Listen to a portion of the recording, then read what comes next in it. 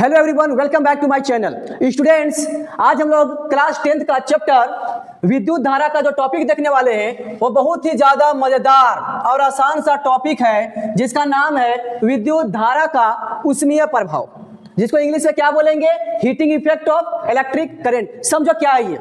देखिए, जब किसी भी वायर में विद्युत धारा प्रवाहित होती है तो कुछ समय के बाद ये गर्म हो जाता है।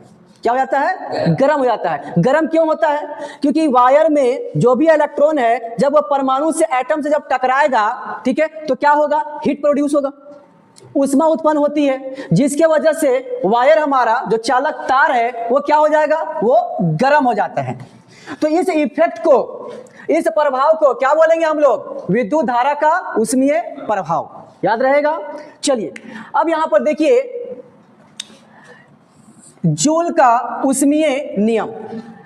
अब साहब आते हैं जूल और उन्होंने बतलाया है कि चालक में, सुनना ध्यान से, चालक में जो भी ऊष्मा उत्पन्न हो रही है वो कुछ फैक्टर के ऊपर निर्भर करता है, कुछ कारक के ऊपर। पहला जो कारक है कि चालक में जो ऊष्मा उत्पन्न हो रही है वो देखिएगा विद्युत धारा के स्क्वायर के समानुपाती होगा। कौन? जो भी ऊष्मा उत्पन्न हो रही है, एच। एच क्या है? उत्पन्न ऊष्मा। किसमें? चालक में। कब? जब विद्युत धारा प्रवाहित होती है तब। तो अगर करंट को बढ़ाएंगे, देखिएगा करंट को बढ़ाएंगे तो ऊष्मा जो भी उत्पन्न होगी वो ज्यादा होगी, होगा ना। चलिए अब एक और देखिए, दूसरा कारक प्रतिरोध का समानुपाती। मतलब प्रतिरोध को अगर हम बढ़ाएंगे तो क्या होगा? बोलिए, हमारा ऊष्मा ज्यादा उत्पन्न होगा। सर ये कब बढ़ेगा विद्युत प्रतिरोध? अरे तार की लंबाई को बढ़ा दो। तार की लंबाई को तुम अगर बढ़ाएगा, तार की लंबाई को बढ़ाएगा, लेंथ को बढ़ाएगा तो विद्युत प्रतिरोध भी बढ़ेगा। विद्युत प्रतिरोध बढ़ने से ऊष्मा ज्यादा उत्पन्न होगा। और तीसरा जो फैक्टर है जो बहुत ही इंपॉर्टेंट है वो है टाइम। जितना समय के लिए विद्युत धारा प्रवाहित होता है, ठीक है, जितना समय के लिए विद्युत धारा अगर प्रवाहित होता है तो उससे क्या होगा? ऊष्मा उत्पन्न होगा। सर ज्यादा समय के लिए विद्युत धारा अगर जो है प्रवाहित होती है तो ज्यादा ऊष्मा उत्पन्न होगी। जी हाँ। तो इसको आप मान लीजिए इक्वेशन फर्स्ट, इसको सेकेंड और इसको थर्ड। अब तीनों को कंबाइन कर दीजिए। चलिए समीकरण 1, 2 और 3 से तो कंबाइन कर दोगे तो देखो तो H समानुपाती है I स्क्वायर का, और यही H समानुपाती है R का, बगल में R। यही ऊष्मा, उत्पन्न ऊष्मा समानुपाती है टाइम का। तीनों को साथ में लिख दिए। अब समानुपाती को जैसे आप हटाएंगे, हमेशा याद रखो, जब भी समानुपाती हटता है तो एक समानुपाती नियतांक आता है जिसको यहां पर क्या बोल रहे हैं? के बोल रहे हैं, ठीक है।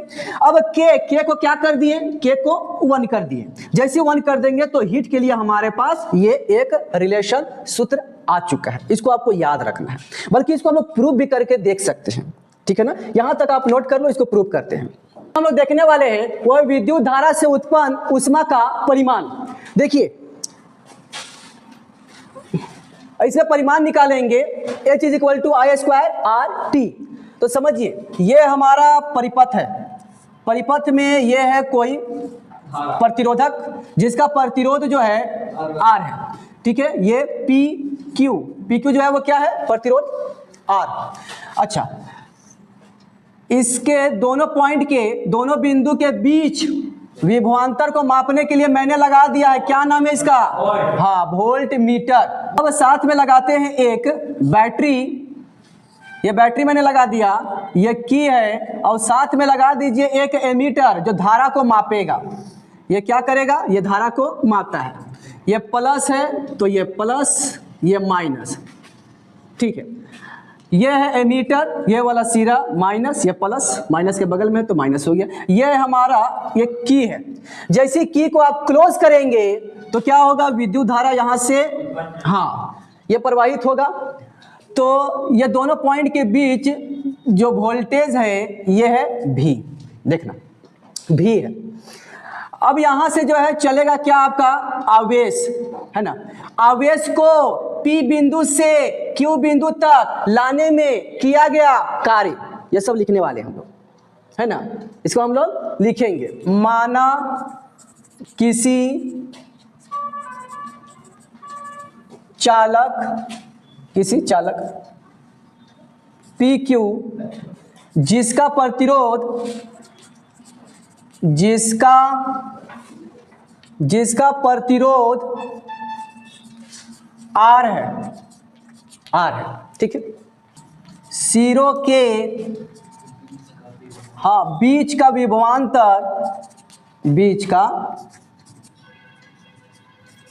विभवांतर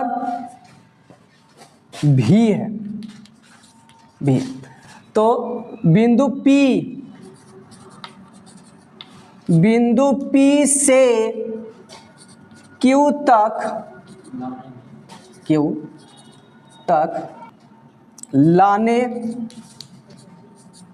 लाने में आवेश का परिमाण, पहले निकालते हैं परिमाण क्या होगा जी? तो क्या लिख सकते हैं? Q बराबर, आप जानते हैं कि विद्युत धारा I बराबर होता है क्या? Q नहीं होता है, Q बटा टाइम, आवेश बटा होता है ना जी, आवेश बटा समय। तो I बराबर जो है, I बराबर Q बटा T है, तो Q बराबर क्या हो जाएगा? Q बराबर I गुना T, यही ना हो जाएगा। ठीक सामने में लिख दीजिए आप, ताकि आपको पता चले कि विद्युत धारा के, ठीक है, फॉर्मूला से मैंने लिखा है। अब इस आवेश को लाने में किया गया कार्य, आवेश Q को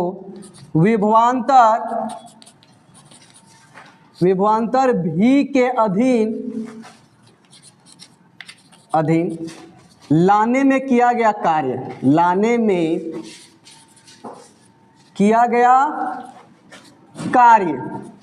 क्या होगा बाबू? कार्य। तो W बराबर आप जानते हैं विभवांतर गुना आवेश होता है ना सर? कहाँ से लिख दिए? इसको भी आप जानते हैं, विद्युत विभव बराबर जो होता है वो आवेश, ये होता है क्या? W, कार्य बटा आवेश। तो W बराबर क्या हो जाएगा? इस Q को V के साथ गुना कर दीजिए, तो ये मिलेगा आपको, ठीक है। अच्छा चलिए, तो यहाँ पर क्या करेंगे, आगे इसको बढ़ाइए। W बराबर V गुना Q, और Q की वैल्यू यहाँ पर दी गई है, वो क्या है? I Guna T। अब चलिए ओम के नियम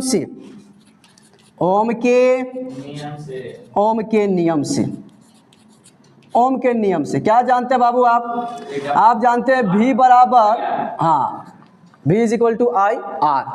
तो इस V के जगह पर क्या रख देंगे हम लोग? I R को। इसीलिए चूंकि ओम के नियम से ये होता है, इसीलिए तो W बराबर क्या हो जाएगा? इस V के जगह पर रख दीजिए I R, अब बगल में I T है, तो गुना करने के बाद क्या आ जाएगा जी? I स्क्वायर R T आ रहा है, आ गया। तो यही किया गया कार्य जो है वो क्या होगा? ऊष्मा के रूप में होगा। यह किया गया कार्य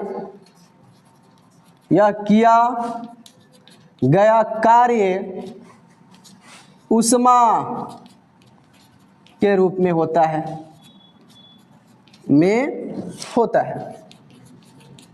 मतलब इस W के जगह पर आप क्या लिख सकते हैं? H बराबर क्या हो जाएगा? I square R T। इसको याद रखें बाबू, आप इसको याद रखिए। ऊष्मा का SI मात्रक क्या होगा?